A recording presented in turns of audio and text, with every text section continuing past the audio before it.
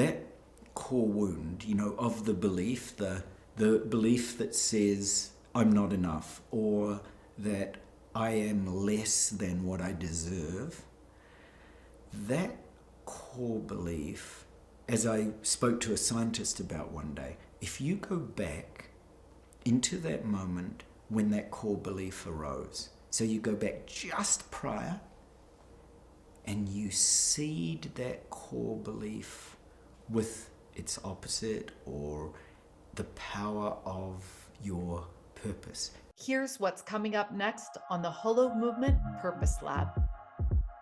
My name is Zenka Caro. I'm founder of LightNet, and my passion and purpose is to make the impossible possible. I'm here on the 99th episode, teasing this out for the episode drop on Monday.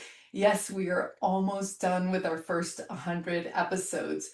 As we step back, get ready for the film, and we introduce the next 33 interviewers for episodes 100 to 200.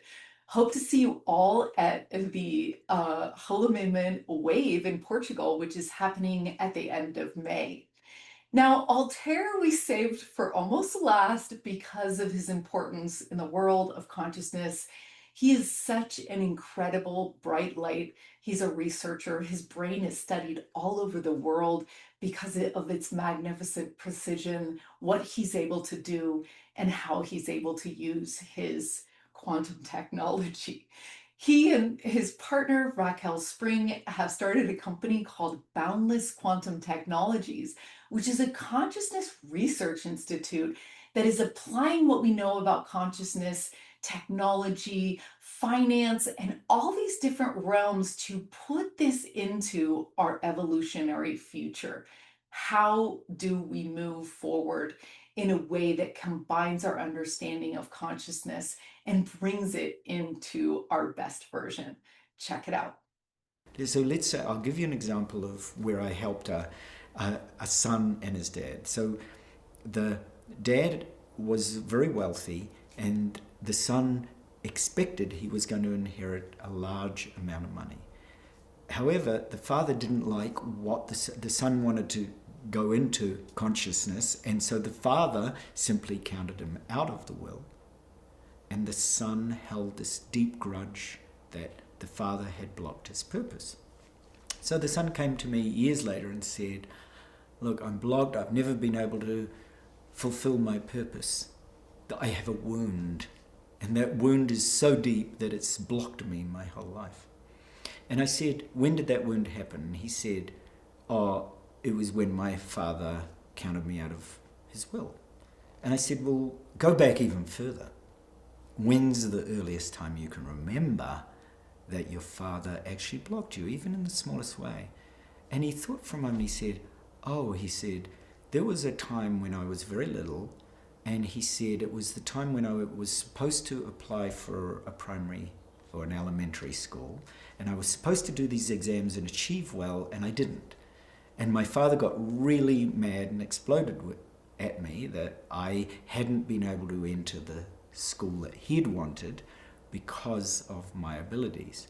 And then I went to still a very good school, but it wasn't the one that lived up to my father's expectations. I said, that's the moment. So I said, where's the moment before that? I said, do you have a moment where your father actually genuinely showed you some love? And he said, I can't find it. No. And this will be the common case of many of you listening. You might say, I just can't find that moment when, for example, my dad loved me.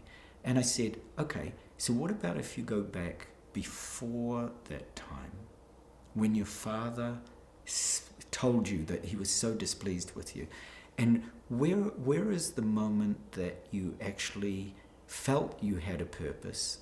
He said, well, actually, I really wanted to go to the school that my father had sorted out for me. So he said, there was that moment. That mightn't have been my father's love, but it was a way that I wanted to. I said, great. If you go to that moment, and I said, if you simply forgive your father at that particular moment, for everything that came afterwards. Oh, I can feel it too. So if you're listening and I spoke to a quantum physicist about this, and he said the moment you go back to that moment, the prior moment, you actually forgive that moment. Forgiveness is kind of just simply opening space for the unknown to happen.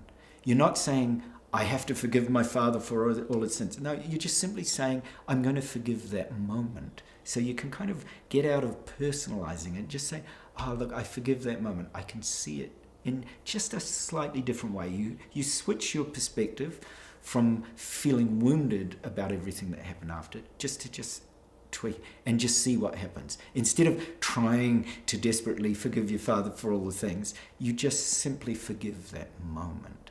And he said, he said, if I know I don't have to forgive my father, he said, I think I can forgive.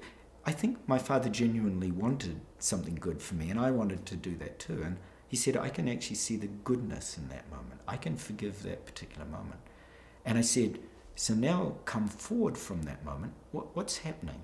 He said, yeah, I can feel my dad, he just wanted good things for me, but I simply was a rebel. And he said, I loved being rebellious. So he said, I realize I don't have to forgive my father, I have to forgive myself.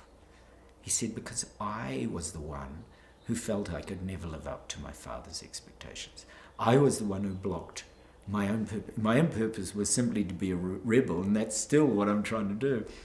And I said, there you go. You don't have to forgive every person in your life. You don't have to forgive every event. All you have to do is find one event that you can just bring a little humility, a little softness, and a little forgiveness for yourself. And you don't have to shoulder all that other stuff anymore. And the quantum physicist said, he said, you know what happens is that all those synchronicities and signs and events that could have actually happened in the infinite field now suddenly start to open. And that's exactly what happened. That particular young man then went to his brother, and his brother decided that he and the brother would actually work together and start to work on some of the very things that the young boy had dreamed of. So, just simply because he told him what had happened, he said, look, I've had this grudge against my dad, and now I've gone and done this, and it feels different. I feel like I'm ready to embrace the family business, or, the family purpose.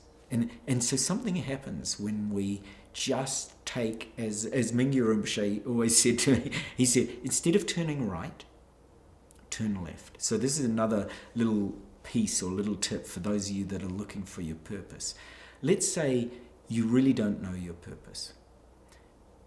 What you'll probably find is happening in your life is you have a particular routine that has been ingrained in you, it's been drilled into you, and you're doing the same thing every day. You're going to work, you're going to the same old job, you go out your door, you turn right, you go to the garage, you open the garage door, you take the car and you drive to work, right? How about tomorrow you go out your door and you turn left? And it doesn't matter that you don't get your car, but you just walk in a completely different direction. Maybe you go around the block, maybe you go to a shop you've never been to, and you buy something that you've never ever thought about before. Just think about what could happen in the universe if you do that, because suddenly the routine that you haven't realized has been actually blocking your purpose. Because in fact, there's a part of you that's saying, yeah, well, okay, at least I've got this job. There's a part of you that has not seen the infinite possibility that arises when you turn left. So that's always my advice to lots of people who don't find their purpose is go out your door tomorrow and turn left and see what happens. There was a good friend of mine who used to do this with socks.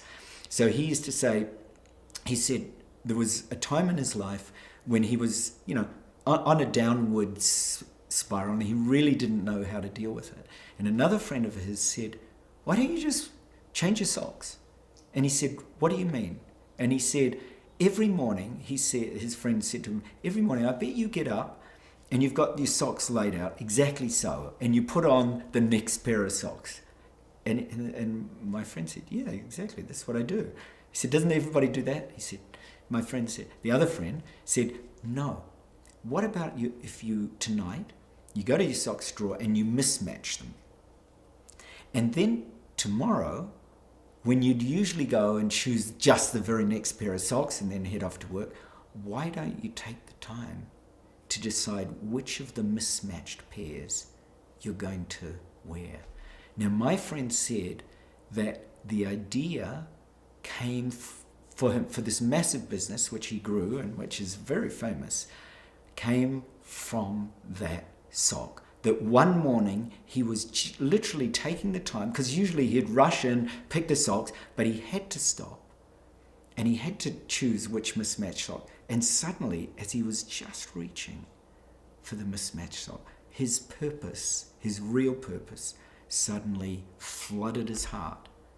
And that was simply because he had chosen to turn left. Instead of doing the obvious, which you, in your own way, and it's a very, very realistic way that affects all of us, instead of recognizing the routines that you've got are actually hampering your individuality, your purpose, your spontaneity, and your freedom, he suddenly realized he needed to turn left. And that's a very simple help to everybody who wants to find their purpose. Mismatch your socks, turn left, and do something incredibly spontaneous and different. For more, watch the full episode, which will be aired on Monday. Or you can find this story on our podcast, Awaken Your Purpose. To find your passion and purpose, join us at hollowmovement.net